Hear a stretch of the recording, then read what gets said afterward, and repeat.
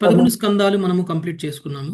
11 స్కందాల వరకు కూడా ఉద్ధవ గీతను బోధించడం అనేటువంటిది మనం చూసాము. శ్రీకృష్ణ భగవానుడు అద్భుతంగా మనం ఏదైతే జ్ఞానాన్ని భగవద్గీతలో తెలియజేసుకున్నామో దానికంటే డీప్గా డీటెయిల్డ్గా ఇంకా మనకి 11వ స్కందంలో తెలియచేయడం అనేటువంటిది జరిగింది. ఇక 11వ స్కందం చివరికి వచ్చేసరికి ఏ విధంగా యదువంశీయులందరూ కూడా అంతర్ధానం అయిపోయారు, అలానే బలరాముడు శ్రీకృష్ణ భగవానుడు కూడా ఏ విధంగా అంతర్ధానం అయ్యారు అనేటువంటి విషయాన్ని మనము డీటెయిల్గా చర్చించాం. ఇక శ్రీకృష్ణ భగవానుడు అంతర్ధానం అయిపోయిన తరువాత అంటే ద్వాపర యుగం అంతం. ద్వాపర యుగం అంతం తర్వాత ఏమొస్తుందండి? కలియుగం వస్తుంది. కలియుగం కలియుగం రాబోతుంది. ఓకే, ఇక ఇప్పుడు పరీక్షణ్ మహారాజుకు సంబంధించినటువంటి అంత్యలీల. పరీక్షణ్ మహారాజు కలియుగం ఎంటర్ అవడానికంటే ముందు ఏ విధంగా తన కలియుగాన్ని అడ్డుకున్నారు, కలి రాకుండా కలి ప్రవేశించకుండా ఏ విధంగా అడ్డుకున్నారు అనేటువంటిది మనం మొదటి స్కందంలోనే చూసాం. ఓకే, యాక్చువల్గా మొదటి స్కందంలో మనం చెప్పుకున్నటువంటి విషయాలన్నీ కూడా 12వ స్కందంలో చెప్పుకోవాలి. అంటే దీనికి కంటిన్యూషన్. ఇప్పుడు మనం 11 స్కందాలు కంప్లీట్ అయ్యాయి కదా, దానికి కంటిన్యూషన్ మొదటి స్కందంలో చెప్పుకున్నది అనమాట. మొదటి స్కందంలో పరీక్షణ్ మహారాజు ఏ విధంగా కలిని ఎదుర్కొన్నారు, ఏ విధంగా కలిని శిక్షించారు, ఏ విధంగా పాలన చేశారు, ఇదంతా కూడా కృష్ణుడి లీలలో అయిపోయిన తరువాత, పాండవులందరూ కూడా ఇక ప్రస్థానం అయిపోయిన తరువాత అప్పుడు పరీక్షణ్ మహారాజు యొక్క కాలము స్టార్ట్ అయింది. అది మనం ముందే చెప్పుకున్నాం కొంచెం. సో పరీక్షణ్ మహారాజు అసలు భాగవతం చెప్పడానికి ఏర్పడినటువంటి పరిస్థితుల గురించి మనకి తెలియాలి కాబట్టి భాగవతం చదవడానికంటే ముందు పరీక్షణ్ మహారాజు యొక్క స్టోరీతోటే మనం మొదలుపెట్టాం మొదటి స్కందంలో. ఓకే, ఏ విధంగా పరీక్షణ్ మహారాజు రక్షింపబడ్డారు, ఏ విధంగా పరీక్షణ్ మహారాజు పాలన చేశారు, ఏ విధంగా పరీక్షణ్ మహారాజు శాపగ్రస్తుడయ్యారు, ఏ విధంగా పరీక్షణ్ మహారాజు శాపంలో తను మొత్తం సర్వస్వాన్ని వదిలేసి ఏ విధంగా సుఖదేవ గోస్వామి దగ్గర శ్రీమద్ భాగవతం వినడానికి నిశ్చయించుకున్నారు అనేటువంటి విషయాలన్నీ మనం తెలుసుకున్నాం. అదంతా కూడా కాంటెక్స్ట్, అంటే మనకి భాగవతం చెప్పడానికి ఏర్పడినటువంటి పరిస్థితుల గురించి తెలుసుకున్నాం. ఇప్పుడు భాగవతం వింటున్నారు, తను వింటున్నటువంటి శ్రీమద్ భాగవతంలో మొత్తం 11 స్కందాలు చెప్పారు ఇప్పటి వరకు. ఓకే, ఇది 12వ స్కందం ఇప్పుడు చెప్పబోతున్నారు. అంటే ఇదంతా ఎన్ని రోజుల్లో జరిగిందండి చర్చ అంతా? 7 రోజులు 7 రోజులు 7 రోజుల్లో జరిగింది. ఈ చర్చ అంతా కూడా 7 రోజుల్లో జరిగింది. ఈ 7 రోజుల్లో జరిగినటువంటి చర్చను మనం ఇన్ని సంవత్సరాలుగా మనం చర్చిస్తూ వచ్చాం. ఇక ఇప్పుడు 11వ స్కందం కూడా కంప్లీట్ అయిపోయింది. శ్రీకృష్ణ భగవానుడి లీలలు కూడా కంప్లీట్ అయిపోయాయంటే ఇది సుమారుగా 7వ రోజుకి వచ్చేసారు ఇక. ఓకే, అంటే నెక్స్ట్ ఏం జరగబోతుంది? ఆయన యొక్క వెళ్ళిపోవడం ప్రభు. పరీక్షణ్ మహారాజు ఈ జగత్తును వదిలేసి వెళ్ళిపోవడం. ఓకే, శరీరాన్ని వదిలేసి వెళ్ళిపోవడం. పరీక్షణ్ మహారాజు శరీరాన్ని వదిలేసి వెళ్ళిపోవడానికంటే ముందు కలితో ఆయన చేసినటువంటి యుద్ధం, భూమితో ఆయన మాట్లాడినటువంటిది, భూమి ఏ విధంగా తనని రక్షించమని అడగడం, దాన్ని భూమి గీత అంటారు. భూమి ఇప్పుడు భిక్షు గీత అని ఒకటి, ఉద్ధవ గీత అని ఒకటి, రుద్రగీత అని ఒకటి, ఇప్పుడు ఇది భూమి గీత. ఓకే, సో మనం ఈ స్కందంలో మనం భూమి గీత కూడా చెప్పుకోబోతున్నాం. భూమి గీత అంటే భూమి ఏం మాట్లాడింది, ఓకే, భూదేవి ఏం మాట్లాడారు, ఇది కూడా మనము ఈ స్కందంలో చూడబోతున్నాం.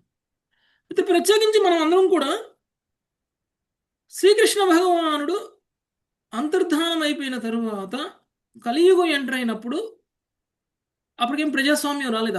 అప్పటికి కూడా రాచరికమే ఉంది కదా. పతితులైనటువంటి రాజులు ఎంతమంది ఉన్నారు అప్పట్లోనే అంటే పరీక్షణ్ మహారాజ్ తర్వాత కూడా కొంతమంది గొప్ప గొప్ప రాజులు ఉన్నారు.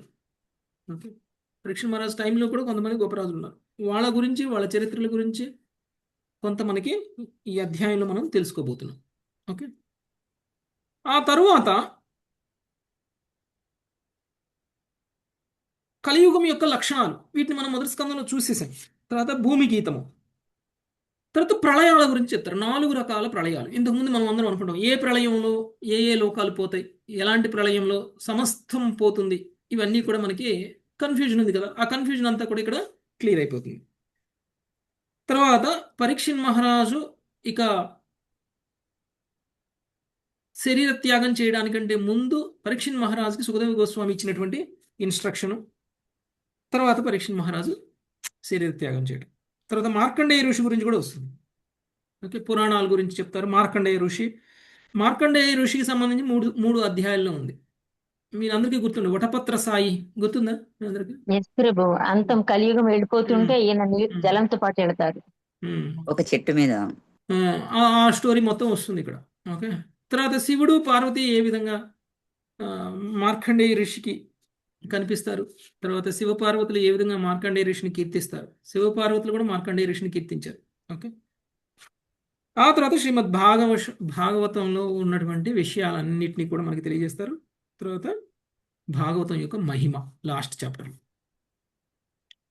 మహాపురుషుని సంక్షిప్త వర్ణం అది యాక్చువల్గా శివుడు గురించి వచ్చిన తర్వాత శివుడు మార్కండేయ ఋషిని కీర్తించిన తర్వాత, పొగిడిన తర్వాత ఆ, శ్రీకృష్ణ భగవాను కూడా వాళ్ళు కీర్తించడం అనేటువంటి జరుగుతుంది, వర్ణన ఇవ్వడం అనేటువంటిది జరుగుతుంది. సో ఈ స్కందం వచ్చేసి చాలా చిన్న స్కందం. ఇప్పటి వరకు మనం చదువుకున్నటువంటి అన్ని స్కందాల్లోకెల్లా చాలా చిన్న స్కందం కదా. మొత్తం కలిపితే 13 అధ్యాయాలు ఉన్నాయి అంతే. ఓకే. సో ఒక 2 వీక్స్ 2 వారాల్లో మనము ఇది మొత్తం చదువుకునేటువంటి ప్రయత్నం చేద్దాం. ఓకే. సో మొదటి అధ్యాయం కలియుగ పతిత రాజవంశములు అనేటువంటిది మొదటి అధ్యాయము. మంజులత మాతజీ మీరు సమ్మరీ చదవండి. మంజులత మాతజీ. హరే కృష్ణ. మొదటి అధ్యాయం కలియుగ పతిత రాజవంశములు. కలియుగములో భవిష్యత్తునందు జన్మింపబోయడి ధరణీపతులను గురించి శ్రీల శుకదేవ గోస్వామి ముందుగా చెప్పుటతో శ్రీమద్ భాగవతమునందలి ఈ ద్వాదశ స్కందము ఆరంభమగును. పిదప అతడు ఈ యుగము యొక్క పలు దోషములను వర్ణించుట, అటు పిమ్మట భూదేవి తనను జయించుటకు నిరంతరము యత్నించడి మూర్ఖ రాజ వంశీయులను గురించి వ్యంగ్యముగా పలుకుట వర్ణించబడినది. పిదప శుకదేవ గోస్వామి 4 రకములైన ప్రళయములను గురించి వివరించి ఆ పిదప పరీక్షిత్ మహారాజుకు తుది సందేహమును ఒసగెను. పిమ్మట పరీక్షిత్తు తక్షకునిచే కాటు వేయబడి ఈ జగత్తును వీడును.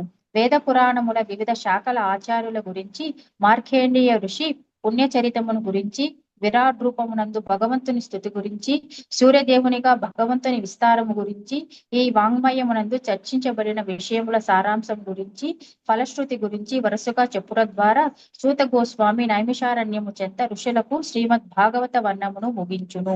భగవదంశములోని భవిష్యత్ రాజులను, కలియుగ ప్రభావము వలన వారు పతనము చెందని విధమును ఈ స్కందమునందలి మొదటి అధ్యాయము సంక్షేమముగా వర్ణించును.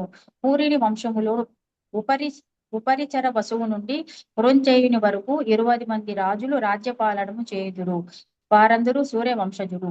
పురంజయుని తర్వాత ఆ వంశము సంకరమగును.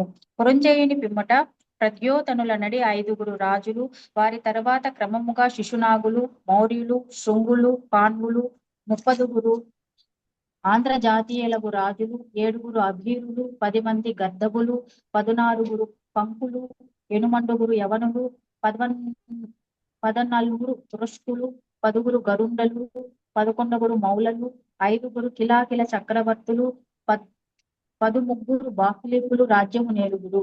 దీని తర్వాత ఒకే సమయంలో వివిధ ప్రాంతముల 7 ఆంధ్ర రాజులు, 7 కౌశలులు, విదూర రాజులు నిషుదలచే పాలించబడును. పెద్ద మగధమున్నగు పాలనాధికారము రాజుల హస్తగతమగును. Thank you Prabhu. Hare Krishna. So పరీక్ష మహారాజ్ తర్వాత ఎంతమంది రాజులు ఈ భూమిని పాలించారు అనేటువంటిది సుఖదేవ గోస్వామి పరీక్షిత్ మహారాజుకి తెలియజేస్తున్నటువంటి శ్రీమద్ భాగవతంలో, అంటే కలియుగంలో పతిత రాజులు అంటే గొప్ప గొప్ప రాజులందరూ కూడా తెలియజేస్తున్నారు. ఓకే. నెక్స్ట్ డీటెయిల్గా మనము చూద్దాం ఇప్పుడు.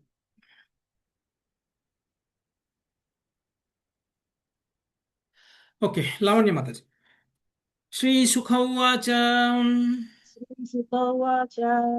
యోంత్యపురంజయో నామ భవిష్యో భారహద్రదః పురంజయో నామ భవిష్యో భారహద్రదః తస్యామాత్యస్తు సునకో హత్వా స్వామినమాత్మజం తస్యామాత్యస్తు సునకో హత్వా స్వామినమాత్మజం ప్రద్యోత సంగం రాజానాం కర్తాయత్పాలకః సుతః ప్రద్యోత సైన్యం రాజానాం కర్తా యత్పాలకః సుతః విశాఖయూపస్తత్పుత్రో భవితా రాజకస్తతా శాకయూపస్తత్పుత్రో పుత్రో భవితా రాజకస్తతః. సుఖదేవ గోస్వామి పలికెను, మగధ వంశ భవిష్యత్ రాజుల గురించి పూర్వము చెప్పబడినప్పుడు చివరగా పేర్కొనబడిన రాజు పురంజయుడు. అతడు బృహద్రథుని వంశీయునిగా జన్మించును. మంత్రియగు శునకుడు వానిని చంపి తన పుత్రుడగు ప్రద్యోతుని రాజుగా చేయును. ప్రద్యోతనుని తనయుడు పాలకుడు. అతని పుత్రుడు విశాఖాయూపుడు రాజకుడు. అతని పుత్రుడు కాగలడు. భాష్యము. ఇచ్చట వర్ణితమైనట్టి దుష్టమైన రాజకీయ కుట్ర కలియుగమునకు సూచకము. నవమ స్కందంలో సుఖదేవ గోస్వామి సూర్యచంద్ర వంశములలో జన్మించినట్టి గొప్ప రాజుల గురించి వర్ణించి ఉండెను. సుప్రసిద్ధ భగవద్దవతారమైన శ్రీరామచంద్రుని వర్ణనము ఆ వంశ చరిత్రలో చెప్పబడింది. నవమ స్కందం యొక్క చివర సుఖదేవ గోస్వామి శ్రీకృష్ణ బలరాముల పితరులను గురించి వివరించెను. తుదకు శ్రీకృష్ణ బలరాముల ఆవిర్భావము చంద్రవంశ వర్ణన సందర్భంగా చెప్పబడినది. దశమ స్కందము పూర్తిగా బృందావనమునందరి శ్రీకృష్ణుని బాల్యలీలలకు, మధురయందరి అతని యౌవన కార్యములకు, ద్వారకయందు అతడు కావించిన కార్యములకే కేటాయించబడింది. సుప్రసిద్ధ ఇతిహాసమైన మహాభారతం కూడా పంచపాండవులను శ్రీకృష్ణునితోనూ, భీష్మ, ధృతరాష్ట్ర, ద్రోణ, విదురాది చారిత్రక పురుషులతోనూ వారి కార్యకలాపములను కేంద్రంగా చేసుకొని ఈ సమయంలోని సంఘటనలను వర్ణించెను. మహాభారతం నందే భగవద్గీత ఉన్నది. దాని యందు శ్రీకృష్ణుడు పరతత్వమగు దేవదేవునిగా ప్రకటించబడినాడు. అయినను మహాభారతము కన్నను ఈ శ్రీమద్ భాగవతమే మహోన్నత వాంగ్మయంగా పరిగణించబడింది. ఏలయనగా దీని యందు పరతత్వము సమస్తమునకు పరమమూలమునగు శ్రీకృష్ణ భగవానుడు ప్రత్యక్షముగాను, కేంద్ర విషయముగాను, ఆక్షేపరహితముగాను ప్రకటించబడినాడు. నిజమునకు మహాభారతం నందు శ్రీకృష్ణ స్తుతి అప్పుడప్పుడు జరిగినందున అసంతుష్టుడైన వ్యాసదేవుడు ఈ శ్రీమద్ భాగవతమును రచించిన విధమును భాగవతం నందలి ప్రథమ స్కందము వర్ణించినది. శ్రీమద్ భాగవతము పలు రాజవంశముల చరిత్రను, అసంఖ్యాక రాజుల జీవితములను వర్ణించినప్పటికీ ప్రస్తుత కలియుగ వర్ణనము వచ్చినంత వరకు ఒక మంత్రి తన రాజును చంపి స్వంత పుత్రుని సింహాసనంపై కూర్చుండబెట్టుగా మనకు కనపడదు. పాండవులను చంపి తన పుత్రుడైన దుర్యోధనుని రాజ్యాభిషిక్తునిగా చేటుకు ధృతరాష్ట్రుడు చేసిన యత్నమును ఈ సంఘటనను బోలును. మహాభారతం నందలి వర్ణింపబడినట్లుగా శ్రీకృష్ణుడు ఆ యత్నమును భగ్నమునొచ్చెను. కానీ భగవానుడు స్వధామమునకు వెడలినంతటా కలియుగము పూర్తిగా ప్రకటమై స్వంత ఇంటిలోనే రాజకీయ హత్యను శాశ్వతమైన పద్ధతిగా ప్రవేశపెట్టినది. హరే కృష్ణ ప్రభుజీ, ధన్యవాదాలు. ఓకే. ఇప్పుడు మామూలుగా మనం చూస్తే ఒకప్పుడు మొత్తం కూడా రాజుల పాలన ఉండేది. రాజుల పాలన ఉన్నప్పుడు తర్వాత తరానికి రాజు ఎవరవుతారు? ఇప్పుడు ఒక వాళ్ళ రాజు పుత్రులు పాలిస్తున్నారు, అవుతారు. తర్వాత వాళ్ళ తలానికి వంశం వాళ్ళు. వాళ్ళ వా- కొడుకులు వాళ్ళ అవుతారు. వంశస్థులే. వంశం వాళ్ళ వాళ్ళే వంశజులు, వాళ్ళ వారసులు అవుతారు. ఓకే. మీరు ఇంతకుముందు మనం అన్ని స్కందాల్లోనూ అనేక మంది రాజుల గురించి మనం చదువుకున్నప్పుడు 4వ స్కందం చూస్తే మనకి ప్రాచీన బర్హిని చూసుకుందాం. ఎందుకంటే ప్రాచీన బర్హి గురించి మనం ఇప్పుడే చదువుకుంటున్నాం కాబట్టి. ఓకే. ప్రాచీన బర్హి సమస్తానికి రాజుగా ఉన్నారు. మరైతే ప్రాచీన బర్హి విరమించుకున్న తరువాత రాజ్యపాలన ఎవరు చేశారు? రచయితలకు అనుకున్నారు కానీ రచయితసులు చేశారు. యాక్చువల్గా రాజ్యపాలన ముగిసినటువంటి సమయంలో ప్రాచీన బర్హి తను ఆ, తను వానప్రస్థం తీసుకోవడానికి వెళ్ళినప్పటికీ రచయితసులు ఉన్నారు అక్కడ. లేదు ప్రభుజీ, తపస్సు చేసుకోవడానికి. ఆ, అక్కడ ఆయన నిర్- తపస్సు చేసుకోవడానికి వెళ్ళారు. మళ్ళీ వాళ్ళు ఎప్పుడు తిరిగి వస్తారో కూడా తెలియదు. ఓకే. వాళ్ళు ఎప్పుడు తిరిగి వస్తారో కూడా తెలియదు. నిజానికి వాళ్ళు తపస్సు ఎన్ని సంవత్సరాలకి వెళ్ళారు తెలుసా? 10,000 సంవత్సరాలు. 10,000 సంవత్సరాలు. ఓకే. వాళ్ళు 10,000 సంవత్సరాల పాటు తపస్సు చేయడానికి వెళ్ళారు. మరి వాళ్ళు వచ్చిందాక ఆగి వెళ్ళాలి అని అనుకున్నా కానీ తనకు వచ్చినటువంటి వైరాగ్యం కారణంగా నారదుడి యొక్క కృపతోటి తాను వెంటనే రాజ్యాన్ని వదిలేసి వెళ్ళిపోవాలి అని అనుకున్నారు. మరి ప్రచోదసుడు ఏం చేశారు అప్పుడు?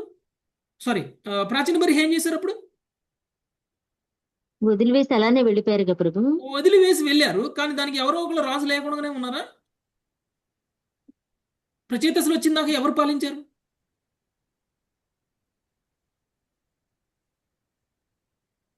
మంత్రులే ఉన్నట్టున్నారు ప్రభుజీ. వాళ్ళ వంశం వాళ్ళకే మ్మ్. వాళ్ళ మంత్రి మంత్రి. ప్రాచీన బర్హి యొక్క మంత్రికి చెప్పేశారు ఏమని, నేను వెళ్ళిపోతున్నాను, ప్రచేతసులు తిరిగి వచ్చేదాకా జాగ్రత్తగా చూసుకో, ప్రచేతసులు తిరిగి వచ్చిన తర్వాత ఈ రాజ్యాన్ని ప్రచేతసులకు అప్పచెప్పు అని అన్నారు. ఒకవేళ ఇలాంటి పరిస్థితి కలియుగంలో వచ్చిందనుకోండి, ఆ? అసలు నమ్మరు ప్రభుజీ, ఎవరికన్నా ఎందుకు అప్పచెప్తారు? నమ్మరు, ఇవ్వరు అసలు. అసలు రాజ్యం పక్కన ప్రత్యేకతలు వచ్చినా పెట్టండి, కూడా ఇవ్వరు. మీ ఆస్తులే మీరు మీ వారసులకి ఇవ్వాలి అని ఎవరికైనా అప్పచెబితే అవి మీ వారసులకి చేరతాయని గ్యారంటీ ఉంటుందా? కాదు. ఆ? వాళ్ళనే నమ్మరు, సొంత వాళ్ళని. ఆ. మంత్రులు లేకపోతే స్నేహితులు వదిలిపెట్టండి, కుటుంబ సభ్యులే.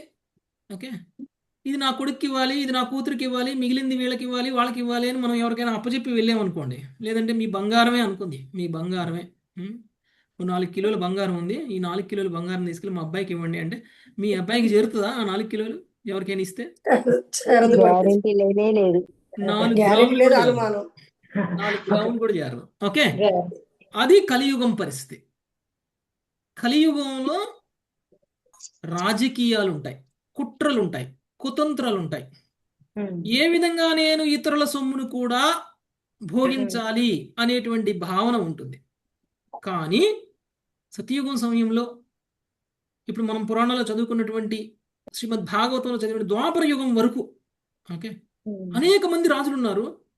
ఈ అనేక మంది రాజులు అందరూ కూడా వాళ్ళు వారసులుగానే వచ్చారు తప్ప, వాళ్ళ కుటుంబ సభ్యులే వాళ్ళు ఉన్నారు తప్ప వేరే ఎవరో బయట వ్యక్తులు రాలేదు, రాజులు అవ్వలేదు. ఓకే, అయితే ఈ యొక్క ద్వాపర యుగం అంతం వరకు వచ్చేసరికి చివరి రాజు ఎవరు అంటే పురంజయుడు. చివరి రాజు పురంజయుడు. అంటే పురంజయుడు వరకు కూడా వంశపారపర్యంగానే రాజులయ్యారు.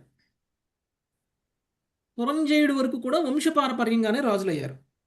ఆ తర్వాత పురంజయుడు వంశంలో ఉన్నటువంటి నెక్స్ట్ రాజు అవ్వాల్సినటువంటి వ్యక్తి ఎవరు అంటే బృహద్రథుడు.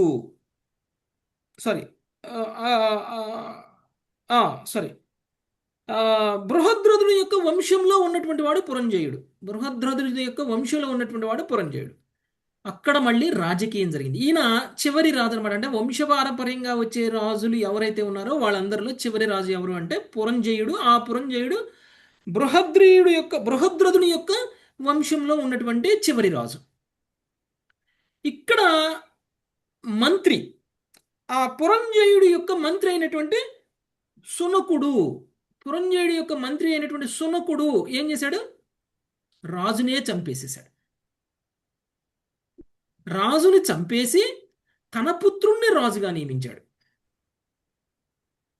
యాక్చువల్గా పురంజయుడి వంశంలో నెక్స్ట్ రాజు ఆయన పుత్రుడో ఆయన వారసుడో అవ్వాల్సింది, కానీ అక్కడ అవ్వలేదు. ఇక్కడ బ్రేక్ అయిపోయింది, ఇక్కడ కలియుగం స్టార్ట్ అయింది. ఓకే, వంశపారపర్యంగా రావాల్సినటువంటి రాచరిక వ్యవస్థ కాస్త కుట్రలకి కుతంత్రాలకి లోనై రాజునే చంపి ఆ వంశంలో లేనటువంటి వేరే వ్యక్తిని తీసుకొచ్చి రాజుగా నియమించటము అని అంటే కలియుగం ఎక్కడ స్టార్ట్ అయిందో మనం అర్థం చేసుకోవచ్చు.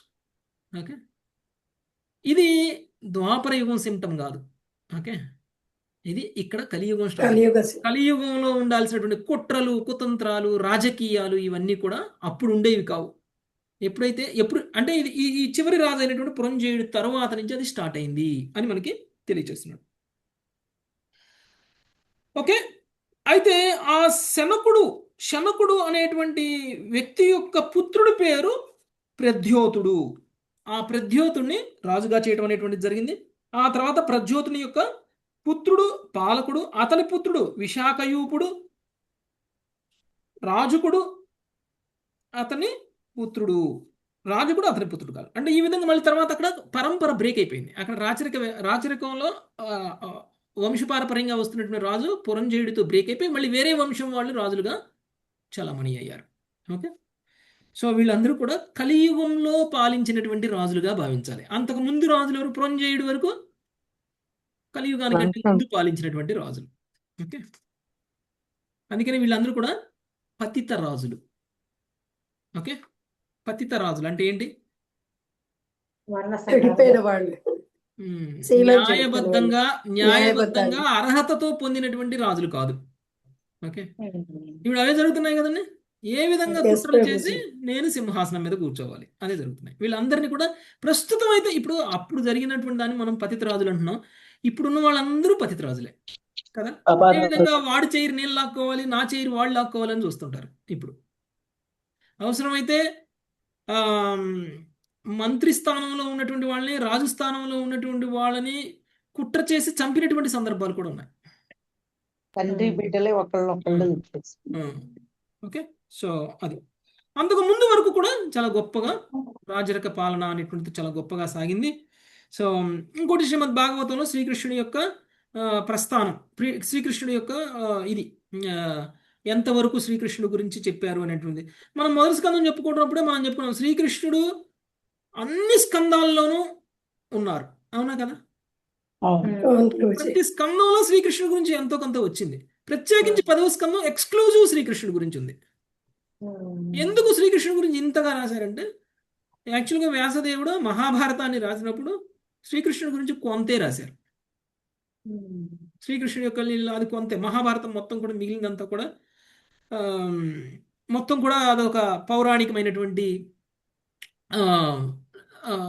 కథలా ఉంది.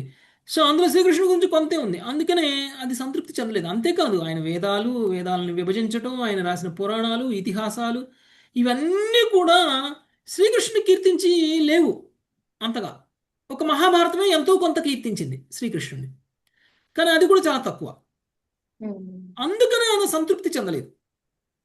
అయ్యో నేను ఇంత రాశాను, నేను శ్రీకృష్ణుడిని నేను కీర్తించలేదు కాబట్టి ఇప్పుడు శ్రీమద్ భాగవతాన్ని రాస్తాను అని అనుకున్నారు నారదుడి యొక్క ఇన్స్ట్రక్షన్ తోటి. అందుకని శ్రీమద్ భాగవతం రాసినప్పుడు మనం మొదటి స్కందంలో చెప్పినప్పుడు ప్రతి స్కందంలో శ్రీకృష్ణుడి యొక్క పాత్ర ఎలా ఉంది అనేటువంటి వాడిని చూసాం.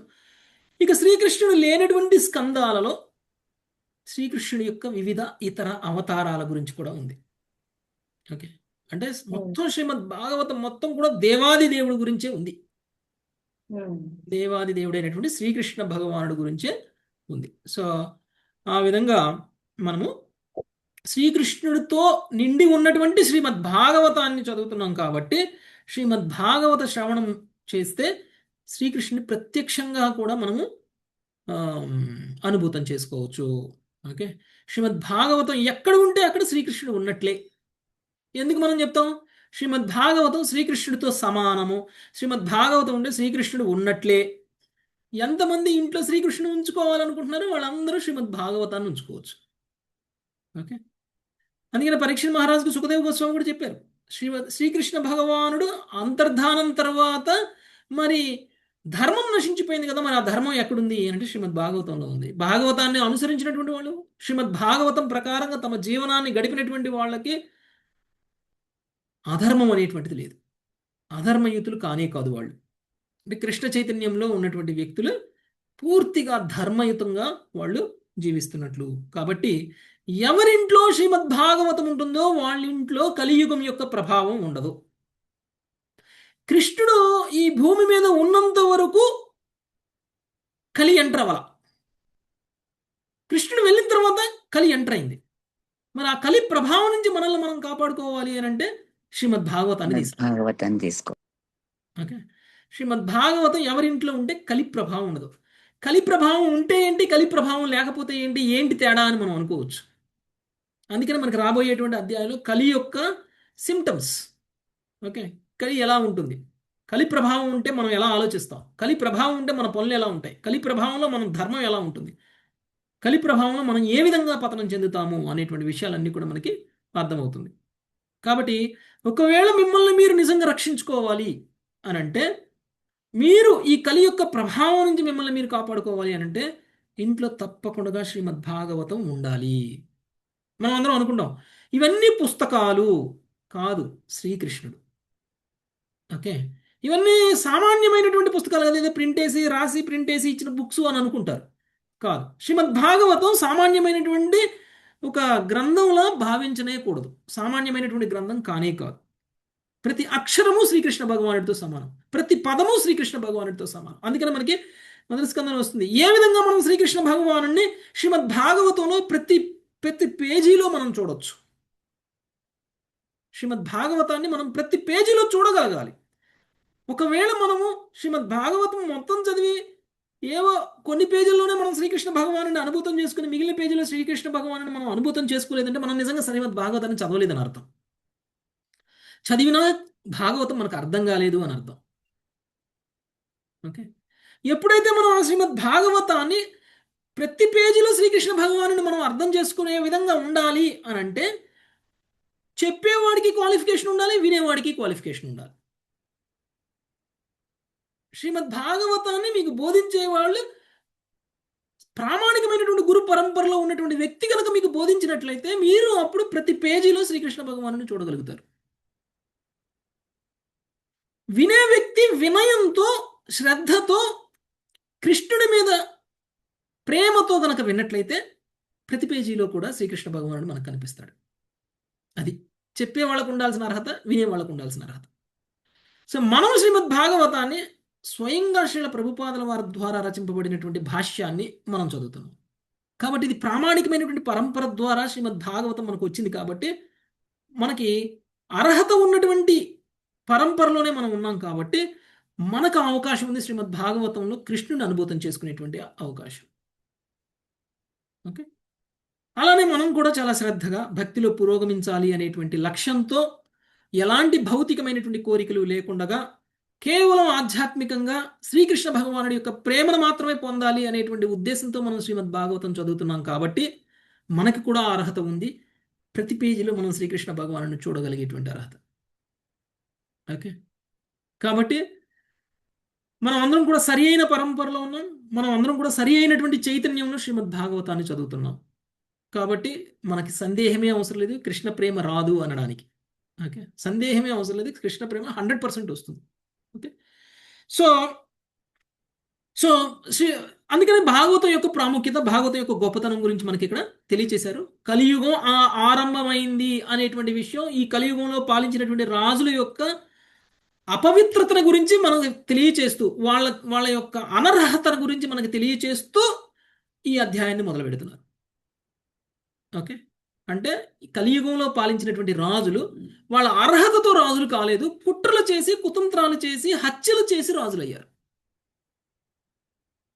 ఓకే, అలాంటి రాచరిక పాలనలో ఉన్నటువంటి మనల్ని అందరినీ కూడా మనల్ని మనం రక్షించుకోవాలి అని అంటే ఎవరిని ఆశ్రయించాలి? శ్రీమద్ భాగవతాన్ని భాగవతాన్ని ఆశ్రయించాలి. ఓకే, అదే పరంపర ఇప్పటికీ కొనసాగుతుంది. ఇప్పటి వరకు ఉన్నటువంటి రాజులందరూ వాళ్లే పతిత రాజులు. ఓకే, పతిత రాజులు, ప్రజాస్వామ్య పద్ధతిలో ఎంచుకున్నటువంటి రాజులు, వాళ్ళు కూడా పతిత రాజులే. ప్రజాస్వామ్యం అనే పేరుకే రిగ్గింగులు చేస్తున్నారు, హత్యలు చేస్తున్నారు. ఏ విధంగా గెలిచిన వ్యక్తిని ఓడించి, లేదంటే గెలిచిన వ్యక్తిని ఆ పదవి నుంచి తప్పించి మనం ఏ విధంగా ఆ పదవిలోకి రావాలి అనేటువంటి కుట్రలు చేయటం, ఇవన్నీ కూడా కలియుగంలో ఉన్నటువంటి పతితమైనటువంటి వ్యక్తులు మాత్రమే చేసేటువంటి పని. కాబట్టి ఇది కేవలం ఎప్పుడో రాజులు పరిపాలించినటువంటి పాలనలో ఉన్నటువంటి వ్యక్తులకు మాత్రమే శ్రీమద్ భాగవతం అవసరం అని కాదు. ప్రస్తుతం కూడా మనం అలాంటి ప్రజల యొక్క, అలాంటి వ్యక్తుల యొక్క పాలనలోనే ఉన్నాం. కాబట్టి మనందరికీ కూడా శ్రీమద్ భాగవతమే రక్షిస్తుంది. మనం నిజంగా వీళ్ళందరి నుంచి రక్షింపబడాలి అని అంటే మనందరికీ కూడా శ్రీమద్ భాగవతం తప్పనిసరి. Okay, next. చిన్న సందేహం ప్రభుజీ. మరి ఆ తర్వాత 500 సంవత్సరాల క్రితం చైతన్య మహాప్రభు ఇక్కడికి వచ్చారు కదా ప్రభుజీ, మనకు అందరికి ఇది బోధించారు చైతన్య మహాప్రభు.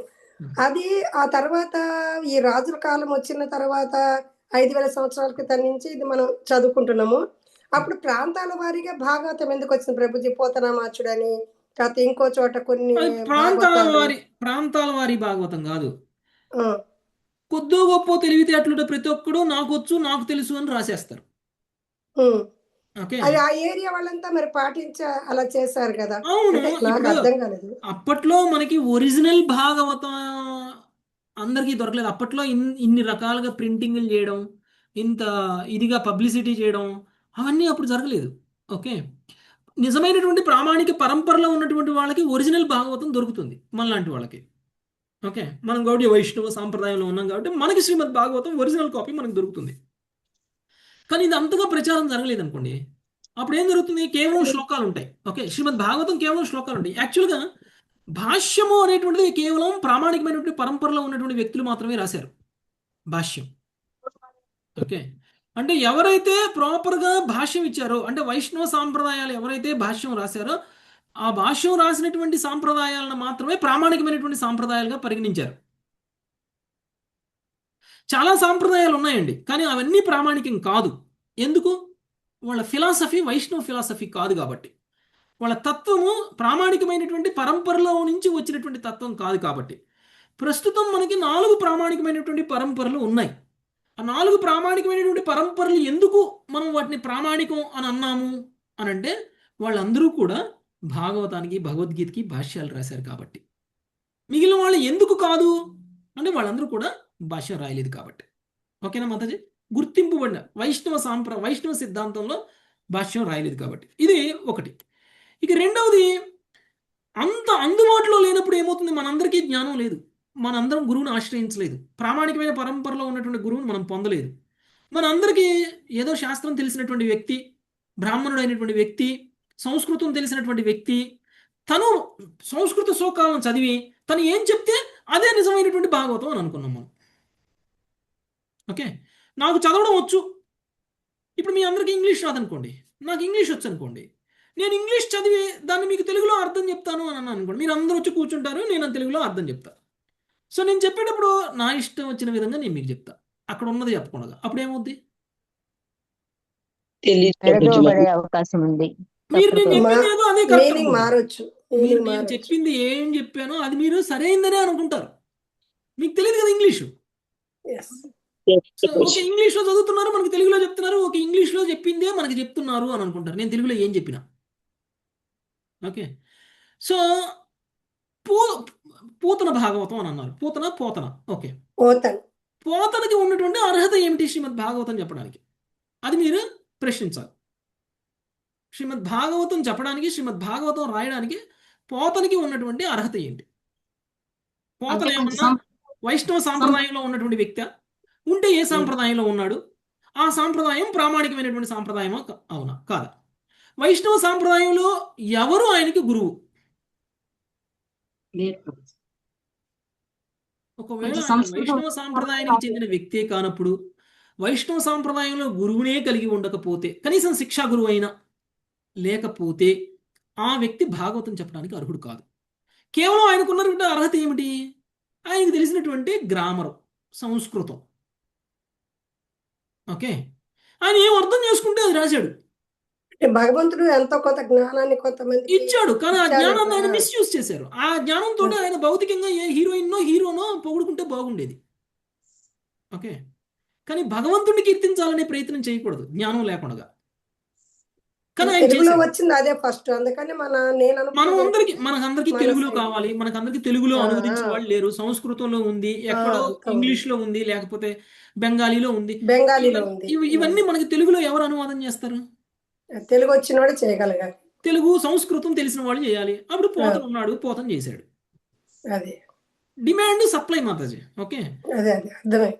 ఓకే, ఇప్పుడు నేను వ్యాపారంలో రాణించాలి అని అంటే నేను ఏ ప్రోడక్ట్కి డిమాండ్ ఉంటుందో చూసుకుని ఆ ప్రోడక్ట్ నమ్మితే వ్యాపారంలో నేను రాణించగలుగుతా. వ్యాపార దక్షత ఉండింటే అంతే కదా. ఆ సమయంలో భాగవతం అవసరం అందరికీ, కానీ ఆ భాగవతాన్ని తెలుగులో ఎవరు చెప్తే వాళ్ళు గొప్పోళ్ళు. వాళ్ళకి డిమాండ్ ఉంటుంది, వాళ్ళకి డబ్బులు వస్తాయి. సో పోతన దాన్ని క్యాష్ చేసుకున్నాడు. పోతన చేసింది బిజినెస్. పోతన భాగవతం చదివే వాళ్ళు నిజంగా బలి అవుతున్నారు. పోతన భాగవతం ఎవరు చదవకండి. నా దగ్గర పోతన భాగవతం ఉందండి అనే ప్రశ్న రానేకూడదు. ఓకే, పోతన భాగవతం తరగతుల్లో నేర్చుకుంది ఆ శ్లోకాలు బట్టి ఎవరు ఎప్పటి నుంచి కూడా పోతన భాగవతమే కదా ప్రభుజీ మనకి శ్లోకాలు అవి ఇచ్చింది. అదే చెప్తున్నాను కదా నేను. మనకి తెలియనప్పుడు మనం అదే సరైందని అనుకున్నాం. ఎవరు ట్రాన్స్లేషన్ చేసి ఇస్తే అది కరెక్ట్ అని అనుకుంటున్నాం. కానీ ఇప్పుడు చెప్తున్నాను కదా, అది వైష్ణవ పోతన భాగవతంలో మేము చదివాం కదా చిన్నప్పుడు, అంటే మొన్నటి దాకా ఇందులోకి రాకముందు. ఇప్పుడు ఇది చదువుతుంటే మనకు భాష్యం అయితే లేదు, ఆయన తెలుగులో అంతా ఆయన పద్య రూపంగా ఇచ్చారు. అర్థం మాత్రం ఇక్కడున్న ఏవైతే 5 లైన్లు అట్లా ఉంటాయి కదా, అది ఉంది ప్రభుజీ. అంటే అది నేను గమనించినంత వరకు. అదే ట్రాన్స్లేషన్ కూడా 100% కరెక్ట్ ఉండాలని ఏం లేదు. నేను చదివినంత వరకు అయితే అర్థం అయితే ఉంది. మిగతా భాష మీద ప్రపోజల్ అది చాలా ఉంది, అది లేదు. ఎంత వివరం లేదు అసలు. ఈ భాష్యం మన పరంపరలో వాళ్ళు రాశారు. ఎస్ ప్రభుజీ. సో అర్థం వరకే ఉంది. పోతన శ్లోకాలకు ట్రాన్స్లేషన్ చేశారు. ఓకే, సంస్కృత శ్లోకాలకి తెలుగులో ట్రాన్స్లేషన్స్ చేశారు. చేసి తెలుగులో ఆయన పద్య రూపంగా కొంత లేదు, కొంత వివరణ కూడా ఇచ్చారు. ఆయన కొంత వివరణ కూడా ఇచ్చారు. ఆ వివరణ అంతా కూడా అది తప్పు వివరణ. ఓకే, అదంతా కూడా నిరాకారం, శూన్యవాదం గురించి మాట్లాడతారు ఆయన. ఓకే, శ్రీరాముడు కనిపించారు డైరెక్ట్ గా చెప్తారు కదా ప్రభుజీ. మీరు చూసారా ఆయన కనిపించారు? అంటే బుక్ లో రాసింటారు. రాయడం నేను కూడా రాస్తా, నాకు కనిపించారని. కనిపించినట్టు రాముడికే ఇచ్చారు. ఏమోలేండి మాతాజీ. మళ్ళీ మొల్ల ఎందుకు వచ్చింది? మొల్ల ఎక్కడి నుంచి వచ్చింది? మరి మొల్ల ఇప్పుడు నేను పోతన గురించి చెప్పింది అంతా మొల్లకు కూడా వర్తిస్తుంది. మొల్ల రామాయణం కూడా అలాగే తప్పుదావ పట్టింది. అదే ప్రామాణికమైనటువంటి వైష్ణవ పరంపరలో లేనటువంటిది ఏదైనా, అది మొల్లైనా కావచ్చు, పోతనైనా కావచ్చు, ఇంకెవరైనా కావచ్చు. ఓకే, ప్రామాణికమైనటువంటి పరంపరలో లేకపోతే ఇప్పుడు గురు దీక్ష గురువుని తీసుకోవడము అనేది మన ఈ సాంప్రదాయంలోనే ఉందా ప్రభుజీ? మామూలుగా ఈ వైష్ణవ సాంప్రదాయంలోనే ఉందా ప్రభుజీ గురువుని తీసుకోవడము? ఏ సాంప్రదాయంలో అయినా గురువు ఉండాలి. వైష్ణవ సాంప్రదాయమే కాదు, ఏ సాంప్రదాయంలో అయినా గురువు ఉండాలి. కాకపోతే ఆ సాంప్రదాయం ప్రామాణికమైనటువంటి వైష్ణవ సాంప్రదాయమా కాదా అనే దాన్ని బట్టి మనం పొందే గమ్యం అనేటువంటిది ఉంటుంది. ఓకే, ఎనీ సాంప్రదాయం గురువు అనేటువంటి వాడు ఉంటాడు. ఆ గురువు ఎక్కడో చోట చివరికి కృష్ణుడికి కనెక్ట్ అయి ఉండాలి. కనెక్ట్ అవ్వలేదనుకోండి, అప్పుడు ఏమైతే విచ్ఛిన్నమైనటువంటి పరంపర అవుతుంది. అది అలాంటి విచ్ఛిన్నమైనటువంటి పరంపరలో మనకి కృష్ణ ప్రేమ రాదు. హరే కృష్ణ. ప్రామాణికం అంటే స్టాండర్డ్ అంటే ఫస్ట్ రాసింది అనుకోవాలా? ఎట్లా ప్రామాణికం అంటే ఇంకా నేను తెలుగుని కూడా చెప్పాలి ఇక మీకు. ప్రామాణికం అంటే స్టాండర్డ్, అథెంటికేటెడ్, అథెంటిక్ అని అర్థం. ఓకే, అంటే 4 సాంప్రదాయాలు వాడు రాశారా ప్రభుజీ? అంటే మాకు తెలియదు, అడుగుతున్నా. భాషలో రాశారు కాబట్టి వాటిని ప్రామాణిక సాంప్రదాయాలు అన్నారు. 4 సాంప్రదాయాలు రాశారు. భాగవతాలు, భగవద్గీతకి కూడా రాశారు. భగవద్గీతకి రాశారు, భాగవతానికి ఎంత రాశారో తెలియదు, కానీ భగవద్గీతకి అయితే గ్యారంటీ రాశారు. అవును ప్రభుజీ, అది విన్నాను. Okay okay. సో నేను కేవలం ఒక వ్యక్తి పోతన అనేటువంటి పేరుని కేవలం ఒక ఉదాహరణగా తీసుకొని చెప్పాను అంతే తప్ప ఆయన ఒక్కడిదే రాంగ్, మిగిలినవన్నీ కరెక్ట్ అని కాదు. దాని మీనింగ్ ప్రామాణిక పరంపరలో లేకపోతే అది పోతనైనా, మొల్లైనా, ఇంకెవరైనా, నన్నయ్య అయినా, తిక్కనైనా, ఎవరు రాసినా కానీ అది రాంగే. ఓకే, అలాంటి బుక్స్ని మనము చదవకూడదు. అలాంటి బుక్స్ మన ఇంట్లో ఉండకూడదు. అందులో కృష్ణ ప్రేమ రాదు. దానివల్ల కృష్ణ ప్రేమ రాదు. ఓకే, కృష్ణ ప్రేమ కోసం మనం భాగవతం చదవాలి. కృష్ణ ప్రేమ రాకుండా భాగవతం చదివితే ఏం లాభం? ఇప్పుడు నది ప్రవహించాలి, నదిలో నీళ్లు ప్రవహించాలి. ఎక్కడైనా ఆనకట్టేస్తే ప్రవహిస్తుందా?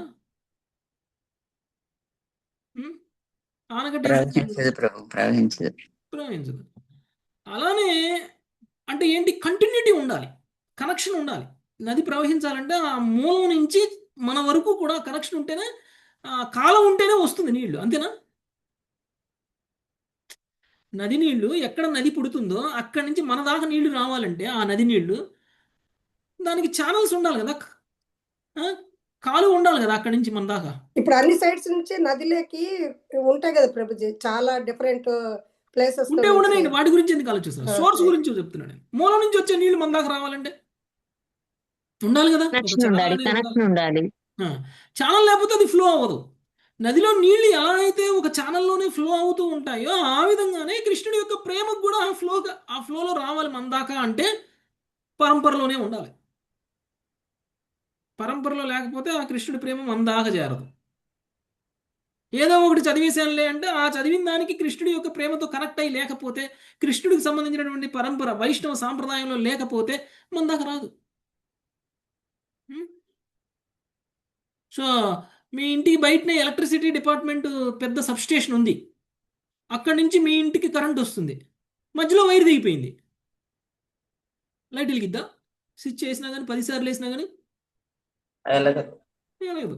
అలానే కృష్ణ ప్రేమ కూడా అలానే మధ్యలో కట్ అయితే రాదు మనకి. కాబట్టి పరంపరలో ఉండాల్సిందే కంపల్సరిగా.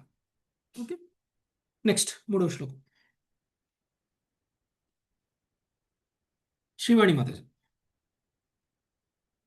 నందివర్ధనస్తత్ పుత్రః పంచప్రద్యోతనా ఇమే. నందివర్ధనస్తత్పుత్రः పంచప్రద్యోతనా ఇమే. 38,000 భోక్ష్యంతి పృథివీం నృపాం. 38,000 భోక్ష్యంతి పృథివీం నృపాః. భాష్యము. నందుడు మిగిలిన రాజకుమారులను నశింపచేయనని ఈ అధ్యాయం నందలి 8వ శ్లోకంలో పేర్కొనబడింది. అందువలన పూర్వం ఒక యుగంలో సారీ మాతాజీ పేజ్ మారింది. వచ్చింది. అవును మాతాజీ. నందివర్ధనుడు రాజుకుని పుత్రుడు కాగలడు. ఆ విధముగా ప్రద్యోతనుని వంశంలోని 5 రాజులు 138 సంవత్సరములు ధరణిని పాలించగలరు. హరే కృష్ణ. పేజీ మారి 138 సంవత్సరాల పాటు ఈ విధంగా అక్రమంగా సంపాదించినటువంటి రాజ్యాన్ని పాలించారు. ఓకే, వాళ్ళ వంశంలో ఎవరు? ప్రద్యోతుని రాజుగా చేశాడు కదా, ఎవరు? శనకుడు. ఆ శనకుడు యొక్క పుత్రుడైనటువంటి ప్రద్యోతుని వంశంలో ఉన్నటువంటి తర్వాత 5 తరాల వాళ్ళు, 5 తరాలు కలిసి ఎన్ని సంవత్సరాలు పాలించారండి? 5 రాజులు 138 సంవత్సరాలు. 138 సంవత్సరాలు. 130 అంటే తలా ఎన్ని సంవత్సరాలు? ఎంతమంది? 70 25 సంవత్సరాలు. ఓకే, 5 సంవత్సరాలు. అంటే అంత ఎక్కువ కాలం ఏం వాళ్ళు పాలించాల. ఓకే, మనం ఇప్పుడు అనుకుంటాం కదా, ఒక్కసారి ముఖ్యమంత్రి ప్రధానమంత్రి అయితే గ్రేట్, రెండోసారి అయితే చాలా కాలం అయినాడు, వాడిని చంపి ఇంకొకటి వస్తాడు. వాడిని చంపి ఇంకొక తమ్ముడు రావడం అలా చంపి ఇంకొకటి వస్తాడు. ఓకే, 3 సార్లు అయితేనే 3 సార్లు వరుస అయితే రికార్డ్ బ్రేక్. ఓకే, 15 సంవత్సరాలు, 5 ఏళ్ళు రావడమే గొప్ప. సో 138 సంవత్సరాల పాటు ఈ 5 పరిపాలించడం అనేటువంటిది జరిగింది. ఏం రాజు పేరు? ఏం పేరు? ప్రద్యోతని యొక్క నెక్స్ట్ వంశంలో ఉన్నటువంటి వాళ్ళు. నెక్స్ట్ 5 నరసింహారావు ప్రభు. శిశునాగస్తతో భావ్యః కాకవర్ణస్తు తత్సుతః. శిశునాగస్తతో భావ్యః కాకవర్ణస్తు తత్సుతః. క్షేమధర్మ తస్య సుతః క్షేత్రజ్ఞ క్షేమధర్మజః. క్షేమధర్మ తస్య సుతః క్షేత్రజ్ఞ క్షేమధర్మజః. నందివర్ధనునికి శిశునాగుడను పుత్రుడు జన్మించును. శిశునాగుని పుత్రుడు కాకవర్ణుడు. కాకవర్ణునికి క్షేమధర్ముడు. క్షేమధర్మునికి క్షేత్రజ్ఞుడు జన్మింపగలరు. హరే కృష్ణ ప్రభు. సో ఇప్పటి వరకు మనం చెప్పుకున్నటువంటి ఆ ప్రద్యోతుని యొక్క 5 ఎవరు అంటే నందివర్ధనుడు అనేటువంటి రాజు, ఆ తర్వాత రాజుకుని యొక్క పుత్రుడు, రాజుకుడు విశాఖయూపుడు అనేటువంటి అతనికి పుత్రుడు, ఆయన పాలకుడు అనే అతనికి పుత్రుడు, ఆ పాలకుడు ప్రద్యోతుని యొక్క పుత్రుడు. ఇవి 5 వంశాలు. ఓకే, 5 తరాలు. తర్వాత నందివర్ధనుడు తర్వాత వంశం గురించి చెప్తున్నారు. నందివర్ధనుడు తర్వాత ఎవరున్నారట? శివనాగుడు. నందివర్ధనుడి యొక్క పుత్రుడు శివనాగుడు. శివనాగుని యొక్క పుత్రుడు కాకవర్ణుడు. కాకవర్ణుని యొక్క పుత్రుడు క్షేమధర్ముడు. క్షేమధర్ముని యొక్క పుత్రుడు క్షేత్రజ్ఞుడు. ఓకే, ఇది భవిష్యత్తులో. యాక్చువల్గా శ్రీమద్ భాగవతం జరిగినప్పుడు, శ్రీమద్ భాగవతం రాసినప్పుడు ఇవన్నీ జరగల. ఇది భవిష్యత్తులో జరగబోయే విషయాన్ని ముందే రాశారు. అంతేకాదు, ఇదంతా కూడా పరీక్షిత్ మహారాజ్కి సుఖదేవ్ గోస్వామి తెలియజేశారు. ఇది ఎప్పుడు తెలియజేశారు? ఈ ప్రద్యోతుడు అనే అతను పుట్టక ముందే తెలియజేసిన విషయం ఇది. ప్రద్యోతుడు అనేటువంటి వ్యక్తి పుడతాడు, ఆ వ్యక్తి రాజు అవుతాడు, వాళ్ళ తండ్రి శనకుడు ఆయన రాజు చేస్తాడు. ఇదంతా కూడా భవిష్యత్ వాణి శ్రీమద్ భాగవతం రాసినప్పటికీ. సుఖదేవ గోస్వామి పరీక్షిత్ మహారాజుకి చెప్పినప్పటికీ కూడా అది భవిష్యత్తులో జరగబోయే విషయం. అంటే ఇది జరిగిన విషయాలు కాదు అప్పటికి. అంటే ఆ పేరు ఎలా పెడతారు ప్రభుజీ? పెడతారు, అంత ఖచ్చితంగా చెప్పారు అక్కడ, అదే అంత ఖచ్చితంగా చెప్పారు. ఓకే, భవిష్యత్తులో రాబోయేటువంటి వంశాలలో వచ్చేటువంటి పుత్రులు అంత పర్ఫెక్ట్గా భవిష్యవాణి చెప్పడం అనేటువంటి జరిగింది. అది చెప్పినట్టే జరిగింది కూడా. Okay, next. సో జన్మించగలరు అన్నారు, జన్మించారు అనలేదు అప్పటికే, అందుకనే. ఓకే, వీళ్ళందరూ కూడా వాళ్ళ తర్వాత తర్వాత తరాల్లో ఇంతమంది జన్మిస్తారు అని చెప్పారు. నెక్స్ట్ 5వ శ్లోకం. లక్ష్మీ ఆత్మకూర్మత. విధిసార సుతస్తస్య జాత శత్రుర్భవిష్యతి. విధిసారః సుతస్తస్య జాతశత్రుర్భవిష్యతి. దుర్భకస్తత్సుతో భావి దుర్భకస్యాజయ స్మృతః. దుర్భకస్తుతో భావి దుర్భకస్యాజయః స్మృతః. సారీ ప్రభుజీ, ఇది 4వ శ్లోకం చెప్పలేదు కదా, 3 చదివాను నేను. చెప్పారుగా 4 ఇప్పుడు అయిపోయింది కదా. అదే కదా మాతాజీ చదివింది. నేను అది నరసింహారావు ప్రభుజీ చదివారు కదా. నందివర్ధనుడి తర్వాత పుత్రుల గురించి చెప్పుకున్నాం కదా. క్షేత్రజ్ఞుడికి విధిసారుడు, అతనికి అజాత శత్రువు జన్మింపగలరు. అజాత శత్రువుకు దర్భకుడు పుత్రుడగును, అతనికి అజయుడు జన్మించును.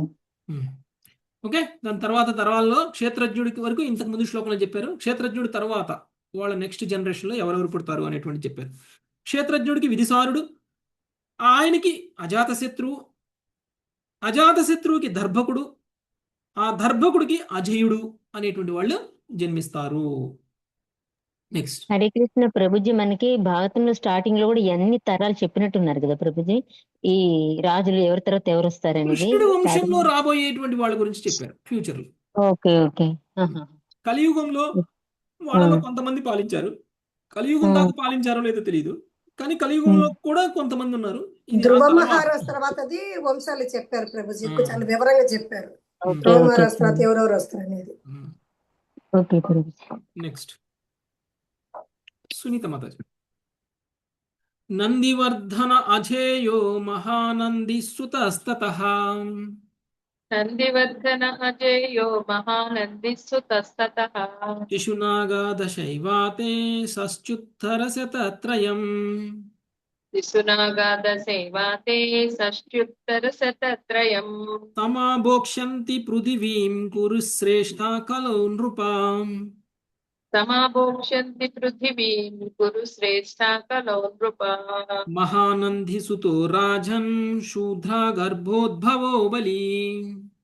మహానంది సుతో రాజన్ శూద్రా గర్భోద్భవో బలి. మహాపద్మపతి కశ్చిన్నంద క్షత్ర వినాశకృత్.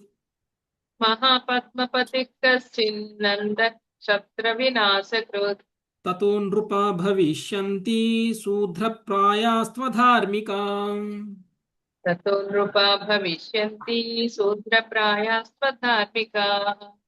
భావము: అజయునికి ద్వితీయ నందివర్ధనుడు, అతనికి మహానంది జన్మింతురు. కురుశ్రేష్ఠ, శిశునాగ వంశమునకు చెందిన ఈ 10 రాజులు కలియుగంలో 360 సంవత్సరములు ధరణిని పాలింపగలరు. పరీక్షిత్ మహారాజా, మహానంది ఒక శూద్రురాలి గర్భంన మహాబలశాలి పుత్రులకు జన్మనుసుగును. నందుడని తెలియబడి ఈ పుత్రుడు లక్షలాది సైనికులకు అపార ధన సంపత్తులకు అధిపతి కాగలడు. అతడు క్షత్రియులలో గొప్ప వినాశనమును కలిగించగా ఆ సమయం నుండి రాజులందరూ దాదాపుగా అధర్మవర్తనులు శూద్రప్రాయులే అగుదురు. భాష్యము: ప్రామాణికమగు రాజ్యపాలనము ప్రపంచమంతటను క్షీణించి నశించిన విధము ఇచ్చట వర్ణించబడింది. భగవంతుడు ఉన్నాడు. పాలనాధికార పాత్రను పోషించి ధరణిపై భగవంతునికి ప్రాతినిధ్యం వహించిన సాధువులకు శక్తిమంతులును ఉన్నారు. కానీ కలియుగం ప్రవేశించగానే దివ్యముగు ప్రభుత్వ విధానం నశించగా అప్రమాణికులు, అనాగరికులు అయిన జనులు క్రమముగా అధికారమును చేజిక్కించుకొనిది. Thank you. ఓకే, సో ఇంతకుముందు శ్లోకంలో అజయుడు వరకు చెప్పారు. ఆ తరువాత అజయునికి నందివర్ధనుడు, ఆయనకి మహానంది, శిశునాగ వంశానికి చెందినటువంటి ఈ 10 మంది రాజులు కలియుగంలో 360 సంవత్సరాల పాటు పాలించారు. ఓకే, ఆ తర్వాత ఏం జరిగింది అంటే, మహానంది ఎవరైతే ఉన్నారో ఆయన ఒక శూద్రురాల్ని వివాహం చేసుకోవడం వలన ఆ శూద్రురాలికి ఒక పుత్రుణ్ణి జన్మనివ్వడం అనేటువంటిది జరిగింది. ఆయన పేరు నందుడు.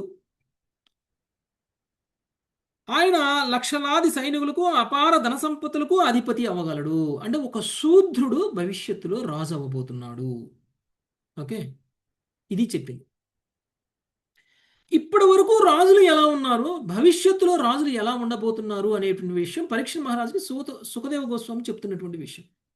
అప్పటి వరకు రాజులు ఎలా ఉన్నారండి? భగవంతుడి యొక్క ప్రతినిధిగా పాలన చేస్తూ ఉన్నారు. ఆ రాజులు కూడా రాజపరంపరలోనే వస్తూ ఉన్నారు. కానీ ఇప్పుడు రాజపరంపరలో రావట్లేదు. శూద్రులకి పుట్టినటువంటి పుత్రులు కూడా రాజులుగా అవుతున్నారు. రాజపరంపరలో లేరు. పుట్టినటువంటి పుత్రులలో భగవంతుడికి భక్తులైనటువంటి వాళ్ళు కూడా లేరు. భగవంతుడికి ప్రతినిధులుగా పాలించేటువంటి వాళ్ళు కూడా కాదు వీళ్ళందరూ. అందుకని వీళ్ళందరూ కూడా పతితమైనటువంటి రాజవంశీయులు అని చెప్తున్నారు. ఓకే, సో వీళ్ళందరూ కూడా అధర్మవర్తనులు, శూద్రప్రాయులు అయి ఉన్నారు. వీళ్ళ ద్వారా రాజ్యాన్ని పాలించడం అనేటువంటిది జరుగుతుంది. నెక్స్ట్ 9వ శ్లోకం సుకోమలి మాతాజీ. స ఏకఛత్రాం పృథివీం అనుల్లంఘిత శాసనః. నేనా ప్రభుజీ? స ఏకఛత్రాం పృథివీం అనుల్లంఘిత శాసనః శాసిష్యతి మహాపద్మో ద్వితీయా ఇవ మా భార్గవః. శాసిష్యతి మహాపద్మో ద్వితీయ ఇవ భార్గవ. మహాపద్మవతి అయిన నందుడు ద్వితీయ పరశురాముని వలె ఏకఛత్రముగా ధరణిని పాలింపగలడు. అతని ఆధిపత్యమును ఎవరను ఉల్లంఘించింది. భాష్యము. నందుడు మిగిలిన రాజకులమును నశింపజేయనని ఈ అధ్యాయం నందలి 8వ శ్లోకంలో పేర్కొనబడినది. అందువల్ల పూర్వం ఒక యుగంలో 21 మార్లు క్షత్రియ కులమును నశింపజేసిన పరశురామునితో అతడు ఇచ్చట పోల్చబడినాడు.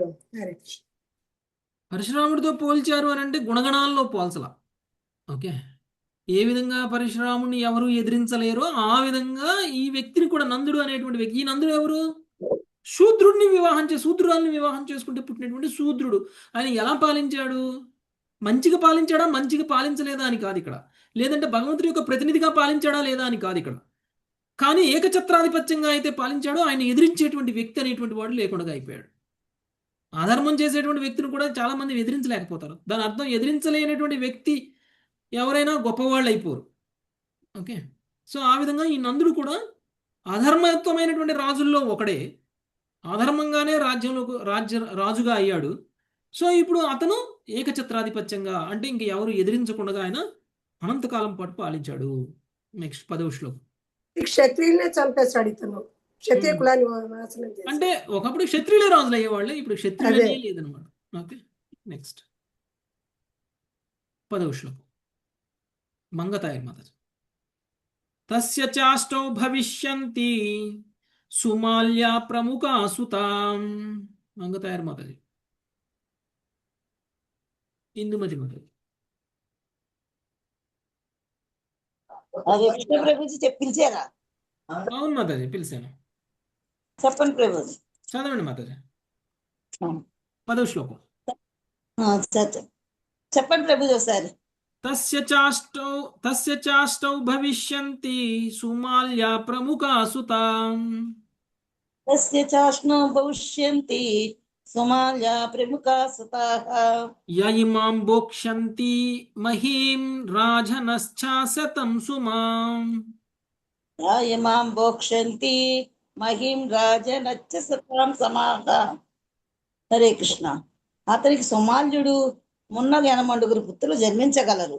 వారందరూ పరమశక్తివంతులైన రాజులుగా ధరణిని 100 సంవత్సరములు పాలింపగలరు. హరే కృష్ణ. అంటే 8 మంది అంతేనా? అంతే ప్రభుజీ. సో సుమాల్యుడితో పాటు మిగిలినటువంటి 7 మొత్తం కలిపి 8 మంది ఆయనకి జన్మించడం అనేటువంటి జరిగింది. ఏం పేరు? నందుడు. ఓకే, ఈ నందుడు అనేటువంటి వ్యక్తికి 8 మంది పుత్రులు కలిగారు. వీళ్ళందరూ కలిసి సుమారు 100 సంవత్సరాల పాటు పాలించారు. నెక్స్ట్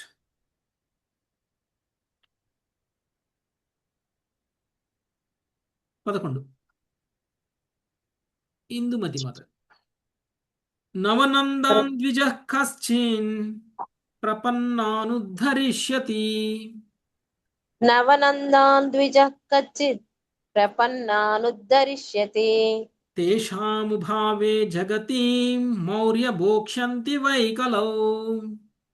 తేషామభావే జగతిం మౌర్య భోక్ష్యంతి వై కలో. ఒకానొక బ్రాహ్మణుడు నందుడు అతని ఎనమండుగురు పుత్రుల నమ్మకమును త్రుంచివేసి వారి వంశమును నశింపజేయును. వారి అభావములో కలియుగమునందు మౌర్యులు ప్రపంచమును పాలింపగలరు. భాగవతంలోనే మౌర్యుల గురించి చెప్పడం అనేటువంటిది జరిగింది, చాణక్యుడి గురించి చెప్పడం అనేటువంటిది జరిగింది. ఇది 5000 సంవత్సరాల క్రితం చెప్పినటువంటి దాంట్లోనే చాణక్యుడు వస్తాడు. చాణక్యుడి ద్వారా అంటే చాణక్యుడు ఒక బ్రాహ్మణుడిగా చూపించారు. ఇందులో శూద్ర వంశంలో నుంచి వచ్చినటువంటి బ్రాహ్మణుడు అనమాట చాణక్యుడు. ఓకే, సో నందుడు బ్రాహ్మణవంతకు పుట్టినట్ల ప్రభుజీ, బ్రాహ్మణవంతకు పుట్టినట్ల అంటే బ్రాహ్మణ లక్షణాలు ఉన్నాయి ఆయనకి, లక్షణాలు. ఓకే, చదవండి మాత. భాష్యము. ఇచ్చట పేర్కొనబడిన బ్రాహ్మణుడు చాణక్యుడని శ్రీధర స్వామి, విశ్వనాథ చక్రవర్తి ఠాకూర్లు ఇరువురును ధ్రువపరిచిరి. అతడు కౌటిల్యుడు లేదా వాత్సాయనుడని కూడా తెలియబడును. ఈ జగత్తు ఆవిర్భవించుటకు పూర్వము నాటి సంఘటనలతో ఆరంభమైనట్టు శ్రీమద్ భాగవత మహాపురాణము ఇప్పుడు నవీన చరిత్రకు చేరుకున్నది. నవీన చరిత్రకారులు మౌర్య వంశమును చంద్రగుప్తుని చరిత్ర పుటలలో గుర్తించి ఉన్నారు. చంద్రగుప్తుడు రాబో శ్లోకంలో పేర్కొనబడినాడు. రాబోయే శ్లోకాలలో చెప్పబోయేటువంటివన్నీ కూడా అప్పటికి జరగనటువంటి విషయాలు, భవిష్యత్తులో జరగబోయేటువంటి విషయాలు. ఓకే, ఇక్కడ చెప్పబడినటువంటి బ్రాహ్మణుడు అనేటువంటిది పేరు.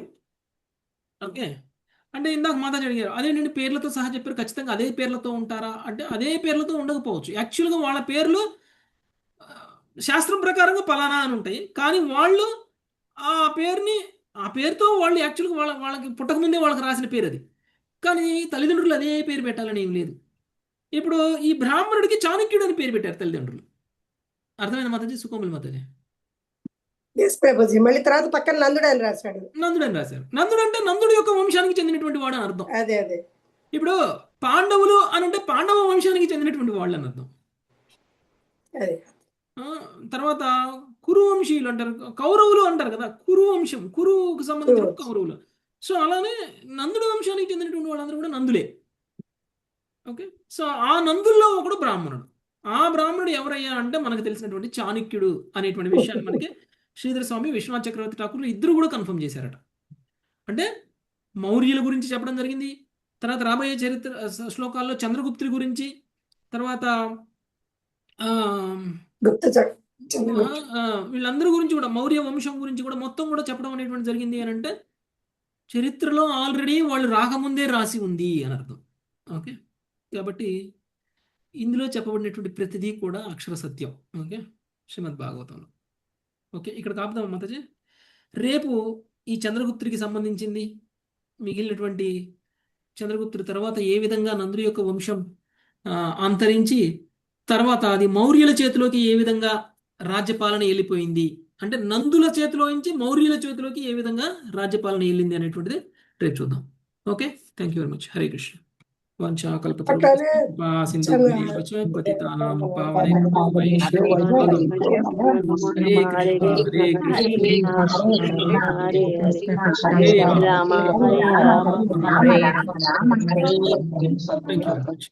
కృష్ణ ప్రభుజీ.